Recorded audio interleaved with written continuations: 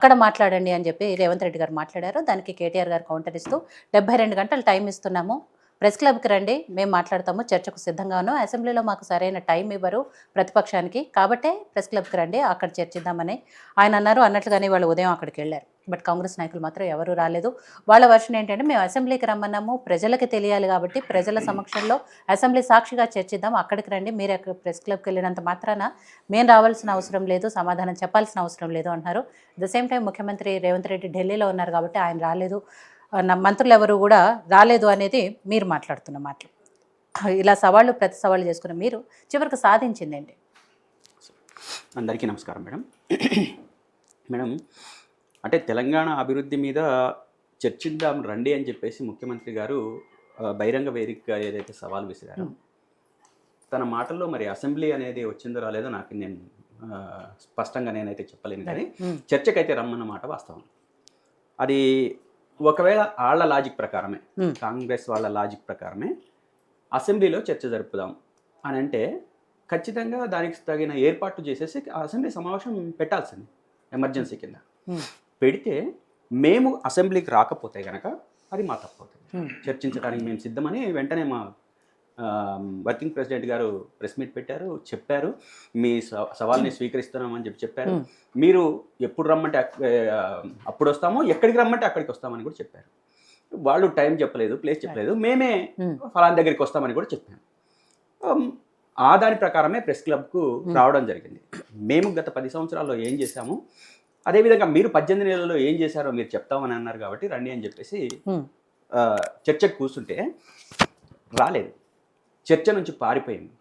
ఒక రకంగా రాకుండా వెన్ను చూపించటం అనేది జరిగింది ఈరోజు తెలంగాణ ప్రజలకి.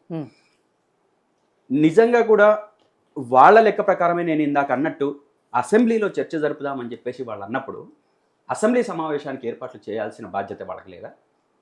చేసి వీళ్ళకి రమ్మంటే రాకపోతే అప్పుడు వీళ్ళకి తప్పు అవుతుంది.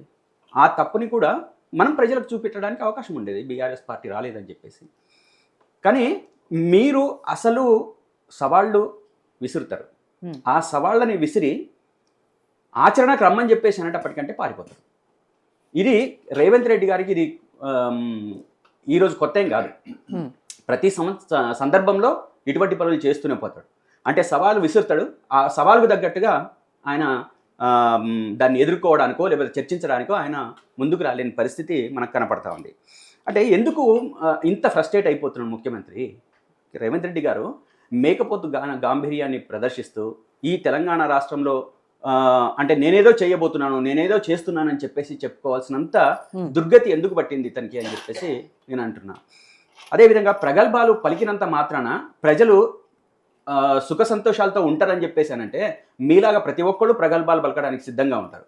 తెలంగాణ రాష్ట్రంలో అనేక సమస్యలు ఎదుర్కొంటున్న ఈరోజు రైతాంగం, ఆ రైతాంగం రోజు లైన్లో చెప్పులు పెట్టి ఎరువుల కోసం ఎదురు చూస్తున్న రైతాంగము, అదేవిధంగా రియంబర్స్మెంట్ కోసం ఎదురు చూస్తున్న విద్యార్థులు, అదేవిధంగా హామీలు ఎప్పుడు అమలు చేస్తారా అని చెప్పేసి ఆశగా ఎదురు చూస్తున్న తెలంగాణ ప్రజలు, అమ్మలు, అక్కలు, అయ్యలు, తాతలు, తమ్ముళ్ళు, చెల్లెళ్ళు, అన్ని వర్గాల వాళ్ళు ఈరోజు కాంగ్రెస్ పరిపాలనని ఎంత ఇష్టంగా ఆ రోజు కోరుకొని తెచ్చారో అంత ఆశ పెట్టుకొని ఎదురు చూస్తుంటే ఈరోజు కిమ్మనకుండా పరిపాలన సరిగా చేయక గాలి కొదిలేసి గాలి మాటలు మాట్లాడడం ఈ ముఖ్యమంత్రికి తగునా అనేది మేము ప్రశ్నించదలుచుకున్నాం.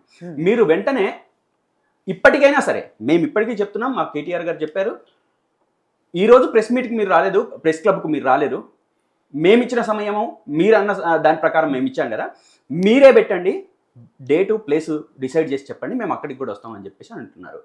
ఈరోజు కాంగ్రెస్ పార్టీకి దమ్ము ధైర్యం ఉంటే ప్లేస్ వాళ్ళని డిసైడ్ చేయమనండి, టైం వాళ్ళని డిసైడ్ చేయమనండి, డేట్ వాళ్ళని డిసైడ్ చేయమండి. అది అసెంబ్లీ అయినా లేకపోతే ఇంకో దగ్గర అయినా ఖచ్చితంగా రావడానికి మేము సిద్ధంగా ఉన్నాం, మాట్లాడమని చెప్పండి అని చెప్పేసి నేను అంటున్నాం. లేకపోతే కనుక ఇటువంటి మేకపోతు గాంభీర్యాలని ప్రదర్శించడానికి, ప్రగల్భాలు పలకడానికి వెంటనే ఇటువంటి మాటలకు ఆయన ఫుల్ స్టాప్ పెట్టాలని రేవంత్ రెడ్డి గారు అంటే గావు కేకలు, బూతు మాటలు మాట్లాడకుండా ఈ తెలంగాణ ప్రజలకు ఇంకా ఏం కావాలి అని చెప్పేసి అభివృద్ధి వైపుగా ఏ విధంగా అడుగులేయాలో ఆలోచించాలి తప్ప ఇటువంటి పిచ్చి పనులు చేయొద్దని చెప్పేసి అయితే చెప్పదలుచుకున్నాను. రైట్.